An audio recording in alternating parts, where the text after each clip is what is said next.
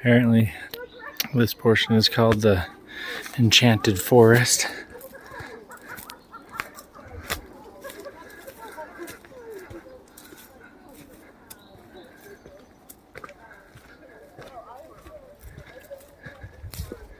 Up here in between Dutch Fields, Dutch Hollow, and Midway, and the Provo River at the base of Jordanelle Reservoir.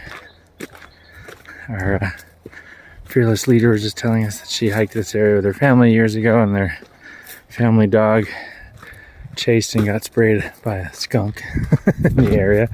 Luckily, no encounters of that kind.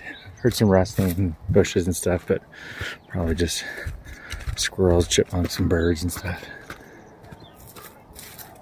I don't know how well the speakers are picking up, but there are birds chirping now too.